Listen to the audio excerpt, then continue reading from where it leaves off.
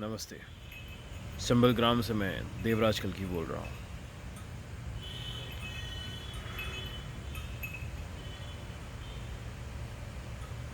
सप्त चिरंजीवियों की कुछ बातें, इनका वर्णन मुझे कुछ भक्तगणों ने मिलकर कहा था, मेल करके कमेंट्स पे।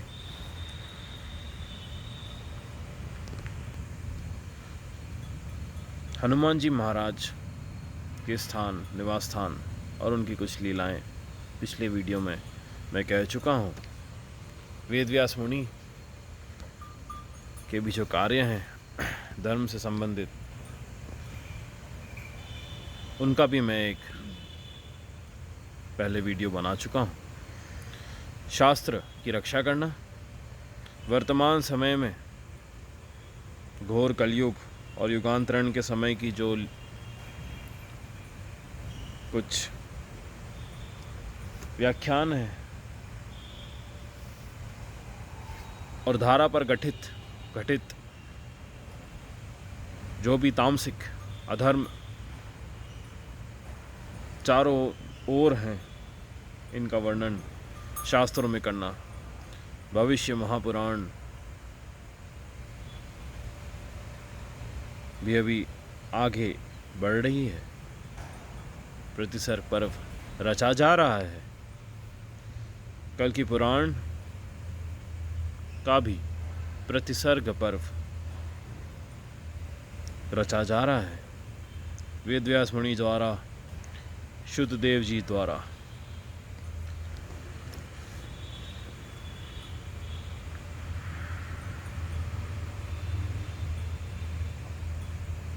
विभीषण जी महाराज विक्रम संवत 47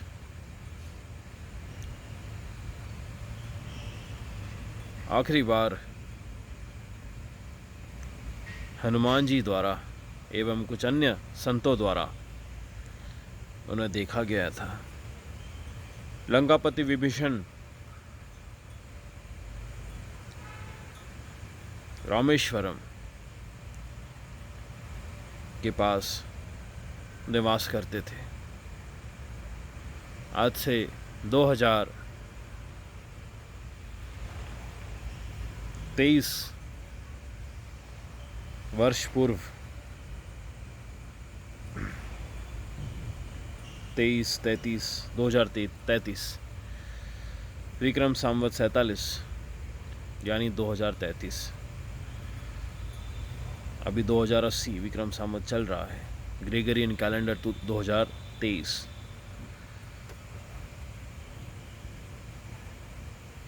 और विक्रम संवत 2080, तो 2033 वर्ष पहले अगर आप गए तो विक्रम संवत 47 पड़ता है,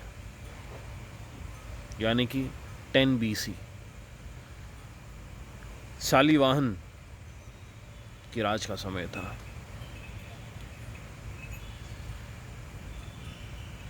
विक्रमादित्य का पोता शालिवाहन।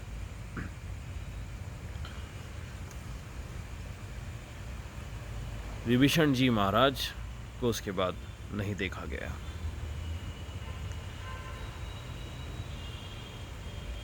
हनुमान जी महाराज के तो दर्शन मुझे प्राप्त नहीं हुए।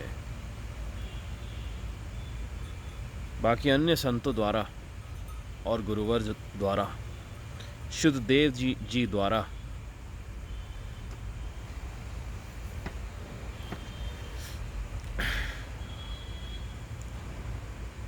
उनका निवास स्थान, उनकी लीलाएं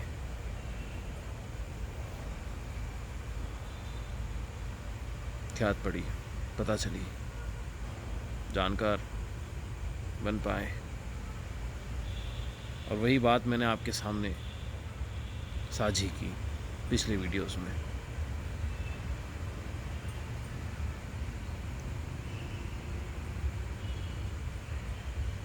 रहे मार्कंडेय मुनि, एक और चिरंजीवी। ये सब चिरंजीवियों के नाम इनके निवास स्थान एवं ये वर्तमान में कहाँ हैं, यह कुछ बातें मैं आपसे साझी कर रहा हूँ, क्योंकि अब समय निकट आ रहा है। परशुराम जी महाराज के तो दर्शन आपको प्राप्त हो ही गए। पिछले वीडियो में जो लिंक डिस्क्रिप्शन में मैंने शेयर किया था, वहाँ से आप उनके दर्शन प्राप्त कर सकते हैं। उन पर मैं कुछ समय में आता हूँ। कृपाश्री महाराज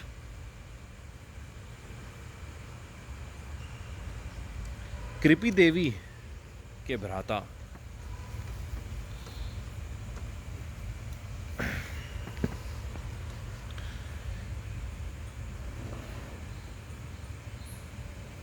और अश्वत्थामन जी महाराज इनके मामा हुए। अश्वत्थामन को ढूंढने वाले कृपाश्री महाराज ही थे। 1857 का वर्ष लगने से पूर्व रिवोल्ट ऑफ 1857 गुरुंड जब भारत में घुस गए थे, 1600 के बाद ग्रेगरियन कैलेंडर को रेफर कर रहे हैं, ईस्ट इंडिया कंपनी बनकर। और उसके बाद जब 1857 के पहले जो कुछ भूखमरी कलकत्ता में हुई थी, द ग्रेट फैमिन,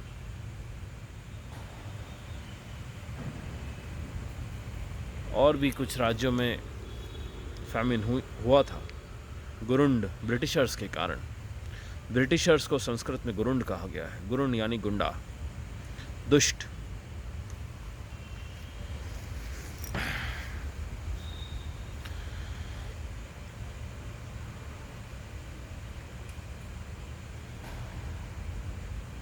वेदव्यास मुनि के कहने पर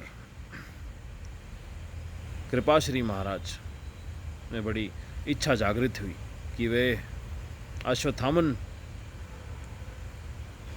अतिरथी अश्वत्थामन जी की खोज करें।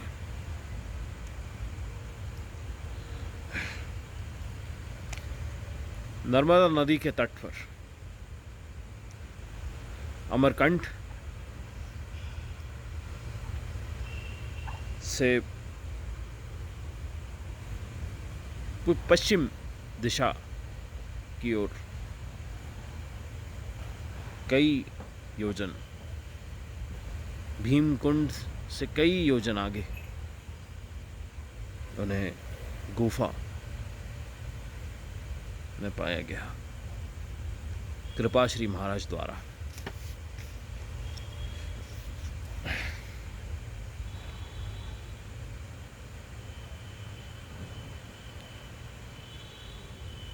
कृपाश्री महाराज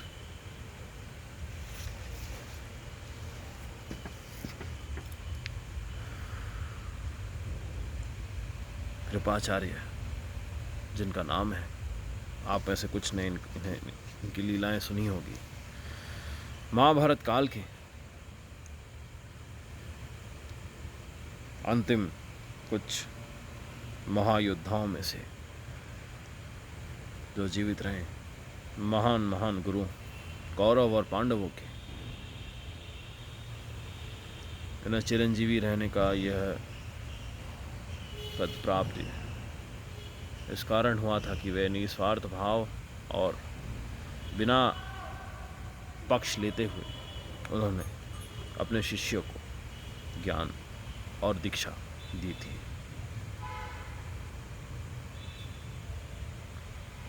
महान योद्धा कृपाश्री महाराज पांडवों समेत अश्वत्थामन के साथ मैं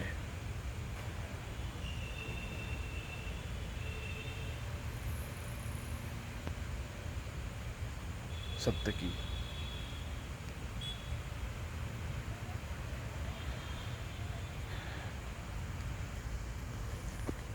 युयुत्सु, कृतवर्मा, हम कुछ गण महाभारत के अंत में जीवित रहे हैं। उनमें से कृपाश्री महाराज यह बात जानते थे। अश्वत्थामन के वन में प्रवेश करने के बाद नैमिषारण्य से अमरकंठ की ओर भ्रमण करते हुए कई वर्ष उन्होंने एकांत बिना वार्तालाप के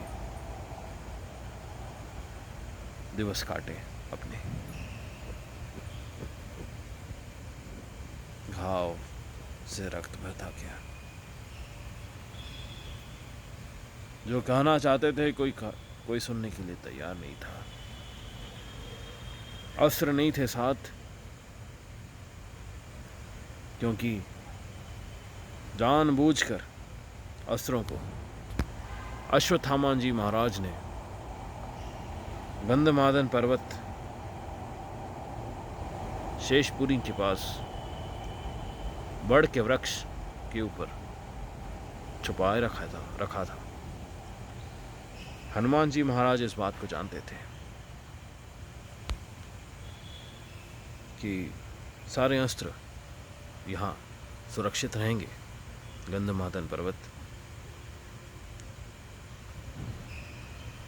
सिर्फ एक तपस्वी ही साधु कृत्य एवं भक्ति की शक्ति और ऊर्जा से ही उन्हें पार कर सकता है। वहां सारे अस्त्र रखने के बाद वन में घूम गए। 1857 से कुछ वर्ष पूर्व कृपाचार्य श्री महाराज ने उन्हें ढूंढा और उनके मस्तक से बहते हुए घाव की मरहम औषध वेदव्यास मुनि की सहायता के साथ बनाए और उन्हें भोलेनाथ भगवान शंकर जी के प्रति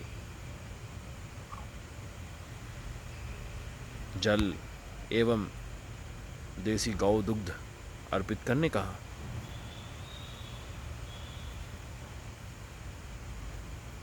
अब गौ वन में कुछ श्रद्धालुओं ने उन्हें 2 गौ कई वर्ष पहले सेवा के लिए दी थी, जो स्वयं संत ही थे। उन्हें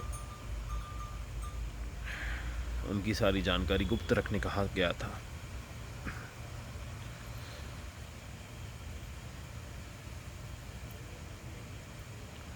उनका दुग्ध वे भोलेनाथ को अर्पित करते थे और कृपाश्री महाराज और वेदव्यास मुनि इनसे संपर्क में थे। अश्वत्थामन जी की बात कह रहा हूं मैं।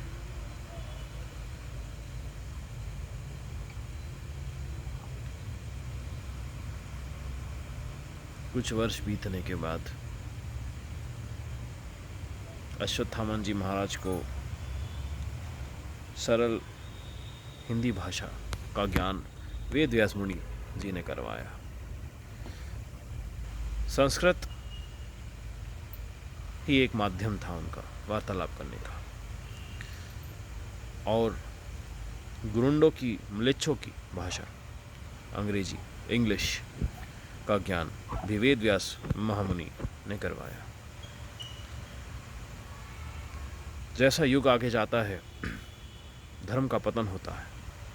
जो भी जैसा काल चल रहा है, धारा पर जो भाषा भारत में उपयोग हो रही है एवं जिनकी प्रसिद्धि है, जिनके बिना कोई पॉलिसीज नीतियां नहीं बनती, इनकी जानकारी होना आवश्यक होता है। इसी कारण हमें भी इनका ज्ञान प्राप्त करना पड़ा था। जितना आवश्यक है उतना।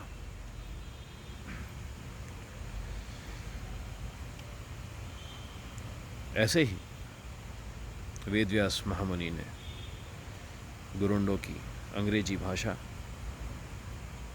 और भारत में जो सरल हिंदी भाषा का प्रयोग किया जाता है, जो संस्कृत से निकली हुई है, इनका प्रयोग और इनका ज्ञान अन्य महाचिरंजीवी महाराजों को दिया। परशुराम जी महाराज वे तो इन भाषाओं को पहले ही समझते थे, जानते थे, योग माया का प्रयोग कर। और बाकी अन्य जो वेद वेदांग जैसे होते हैं संस्कृत में, वैसे ही इसमें ग्रामर और कुछ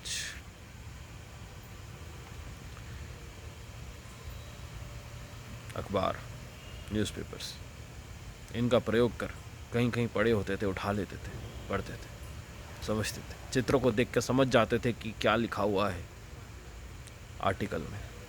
परशुराम जी गुरु और महाराज की बात कर रहा हूँ मैं।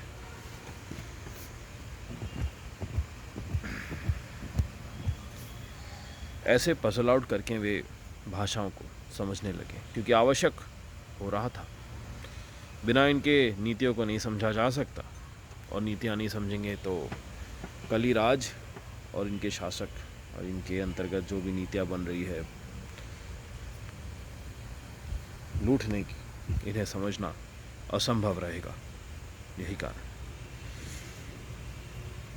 जैसे आप समझ रहे हैं, सब मेहनत, सात्विक कर्म करके ही सिद्ध करना पड़ता है, प्राप्त करना पड़ता है। कोई भी हो, कितने ही महान महान पुरुष, महात्मन क्यों ना हो, मेहनत के बिना कुछ सिद्ध नहीं होता। कर्मों के बिना कुछ सिद्ध नहीं कर सकता है व्यक्ति, कोई भी व्यक्ति। वही इस उदाहरण से समझ आता है। इसलिए reading, writing, listening is a very important skill. मैंने पिछले एक वीडियो में कहा था, जहाँ मैं स्टूडेंट्स को एजुकेशन रिलेटेड जानकारी साझी कर रहा था।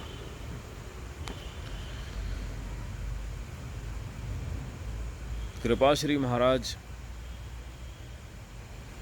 1857 के बाद संभल ग्राम, यहाँ शेषनागपुर, नाग नदी से लगा हुआ देवस्थान बिल्वोदकेश्वर महादेव देवस्थान, यहाँ आके उन्होंने उसका निर्माण किया।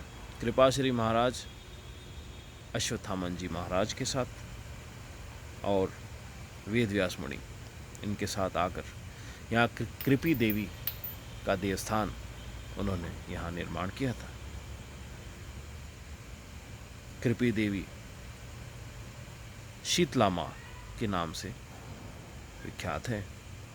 कई लोग महाराष्ट्र में इन्हें जानते हैं, और बाकी अन्य उत्तर भारत, उत्तराखंड, राजस्थान, यहाँ भी शीतला माँ देवी का बड़ा देवस्थान है उत्तराखंड में और जयपुर के आगे। शीतला माँ देवी का नाम कृपी देवी है।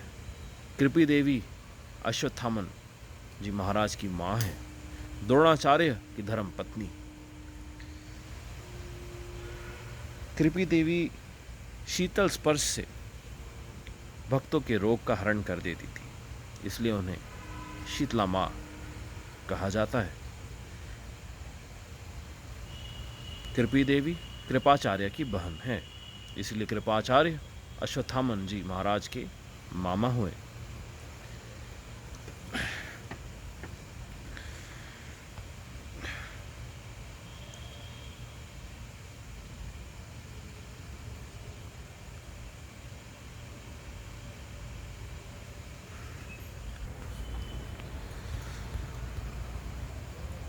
हनुमान जी महाराज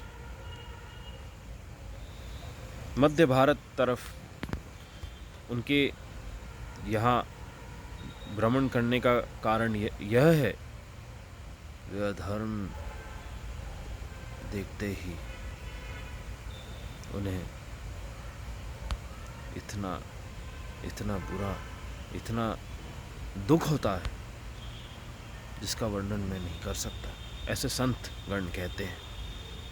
उत्तर भारत गंधमादन पर्वत, शेषनागपुरी, शेषपुरी जिसे कहते हैं, त्रिकुटा पर्वत और गंधमादन पर्वत के बीच में जो स्थान आता है, वहाँ पर्वत में उनका निवास है, हनुमान जी महाराज का।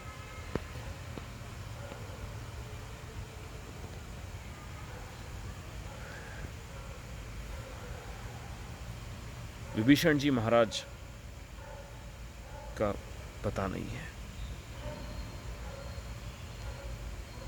उनके लिए बाकी अन्य संत, साधु और चिरंजीवी महात्मन वे उनकी प्रतीक्षा कर रहे हैं।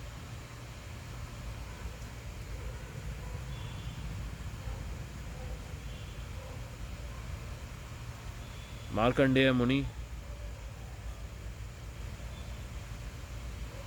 नर्मदा नदी के ही तट पर वेदव्यास मुनि के साथ परशुराम जी महाराज की कुटिया में उनका प्रवेश, आना जाना चलता रहता है। धर्म की बातें, अधर्म की बातें,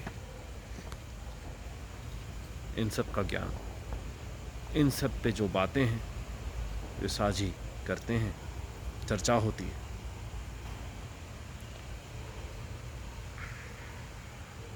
जिसे आप एक स्पिरिचुअल मीट कह सकते हैं, म्लेच्छों की भाषा में।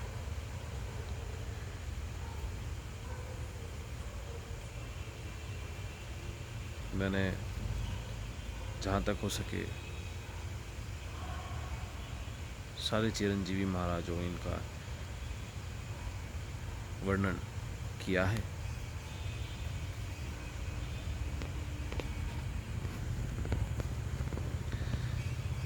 लंकापति विभीषण हो गए, हनुमान जी महाराज हो गए, कृपाश्री महाराज हो गए, कृपाचार्य, अश्वत्थामन जी महाराज हो गए, वेदव्यास मुनि हो गए, 5 हो गए, मार्कंडेय मुनि हो गए, 6,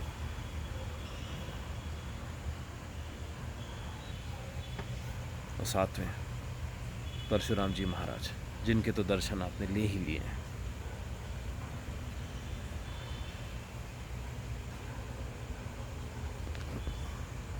परशुराम जी महाराज की जो आपने चित्र और वीडियो जो आपने देखा होगा, पिछले वीडियो में जो लिंक था वहाँ से आपको एक बात समझ आई होगी। सरलता, विनम्रता, कठोरता, क्रोध भी आपको स्पष्ट दिखा होगा उनके चेहरे पे, दिखाया था कि नहीं?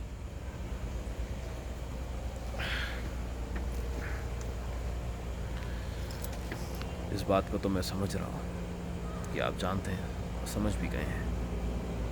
पत्रकार जी उनसे उनके फरसे को लेके अंतिम वीडियो के कुछ क्षणों में कुछ बातें कहते हैं जिस पर उन्हें थोड़ा क्रोध आ जाता है, जिसका उत्तर वो देते नहीं हैं। आप वीडियो में देख सकते हैं जब वो बैठे होते हैं, बैठे यानी घुटनों को मोड़कर जो बैठे होते हैं, जो उनका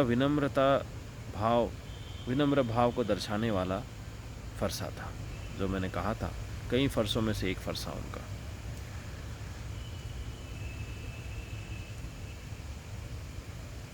गंधमादन पर्वत के पार उनकी साधना पूर्ण हो। कई वर्षों,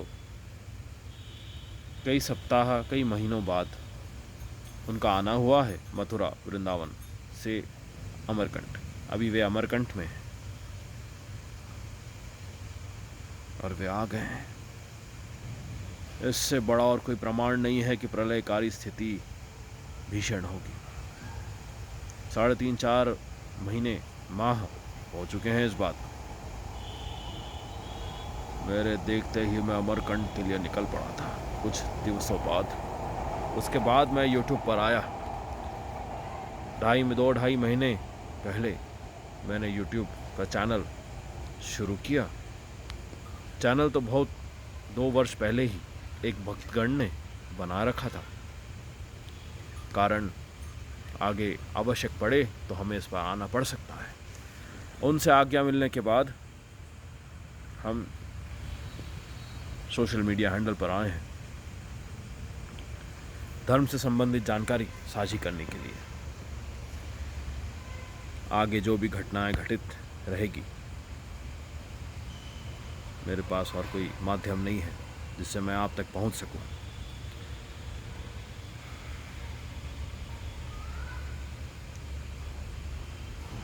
वे सब जानते हैं, ये सब जो भी यंत्र, इनमें जो जो बातें होती हैं, सब जानते हैं परशुराम जी।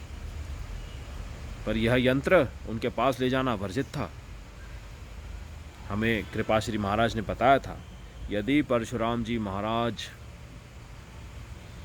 अति महारथी श्री परशुराम जी महाराज सामने आते हैं मथुरा वृंदावन में, और अगर वो यंत्र किसी कैमरा के समक्ष आते हैं,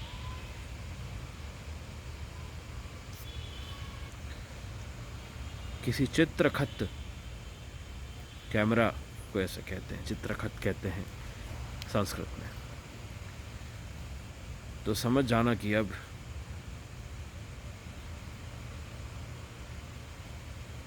धर्म के प्रचार का समय है, लग जाओ उसमें। कलकेश जाओ, ये आदेश दिया था हमें कृपाश्री महाराज ने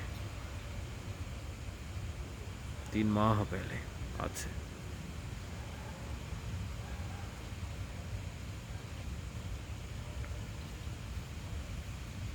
विभीषण जी महाराज की प्रतीक्षा है और कई बातें मैं आपसे फिर जुड़ता हूँ। एक बात आखिरी अंतिम बात में बोलकर इसे बंद कर देता हूँ वीडियो को, तो यह है, parliamentary form of system is going to fall इसी वर्ष।